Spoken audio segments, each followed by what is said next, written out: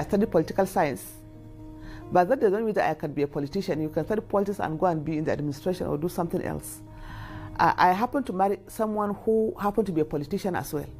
He contested for the presidential primaries of the NRC and the SDP in 1992.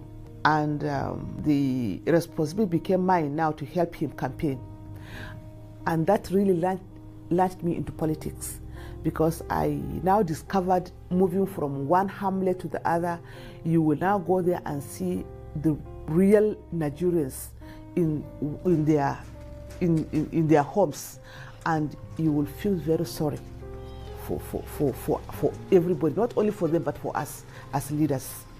So when I did that campaign, I really understand that these people need help. Then you will begin to wonder, how do I make a difference in these people's lives? That was when I really began to think about getting involved into serious politics.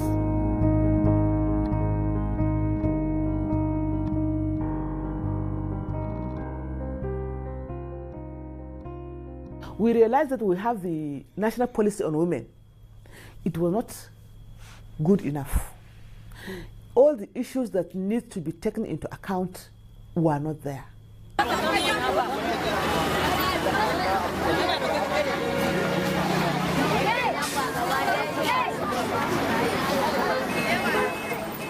So we sat down, and with the help of some donor agencies, we set up a small committee to look into the national policy on women, how we can improve on it.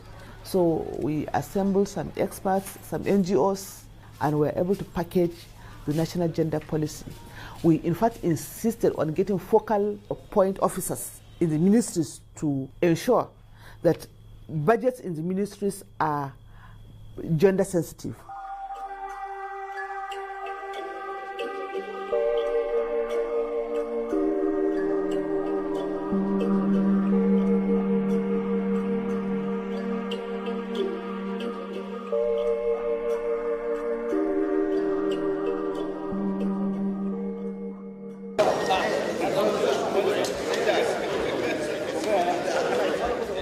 We need to do a lot of advocacy to sensitize at least 3 groups of stakeholders: the traditional rulers, the governors, that's the executive arm of government, and the legislatures, and also women groups in the states. So I embarked on advocacy in the 36 states of the Federation.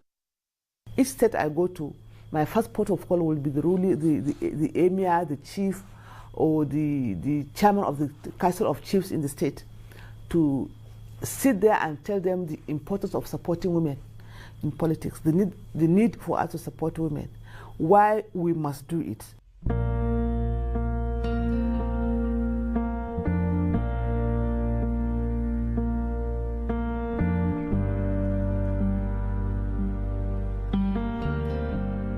In some zones, they refused. They were bringing all men. So one day, we were going to have a next meeting. So I just got up and I went to the door and I said, every zone, if you have not complied with the constitution, then all the 5 people are not going to enter the next, they're not going to participate. And they had to plead, say, okay, just leave this one, let it go, but next we are going to correct it. And believe me, it was corrected.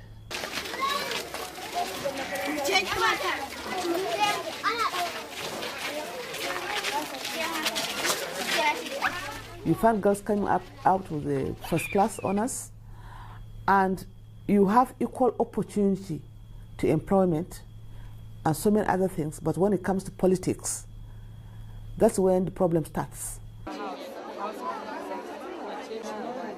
It's not easy for women, for us to participate effectively in politics, but we thought that it's important for us to have this training program so that we can train them on how to do their campaign, how to raise funds, how to build self-confidence, and a lot of things that are required for a successful politician. You must not be part of the mainstream. Is that okay? You must have a new message, a new template.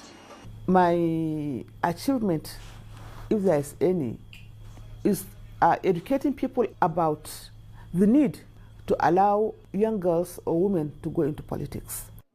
I think the workshop came at the right time. There are information here that women from various states and localities don't have. For example, the affirmative action. If you ask 10 women what it really means, 9 will get it wrong. For many women, they're hungry for information. As you know, they say information is power. When I was the minister, I learned one thing. You will come across a lot of women who will say, oh, how are you able to do it? I want to be a politician, but I don't know. I'm too shy. I cannot talk. I don't know how to go and address people. So I now say to myself, we have a lot of women who want to contest, who want to go into politics, but they don't even know how to go about it. I said we need to establish some training centers for female politicians. We came up with an idea how to implement it. And I took it one day to Mr. President. And he said, well, I don't want any wahala from any woman. What do you want, Honorable Minister? I said, Your Excellency, we need to establish some centers for women that will assist women. Is that all you want? I said, yes, bring it. And he didn't even look at it. He just signed it for me. And that was great. I could not believe my luck. I was so happy that at least we'll be able to do something. So that was how we started talking of the zonal women centers, where we will now see how we can empower women with the tools to go out there and seek for political appointment. It is something that I'm very, very proud of.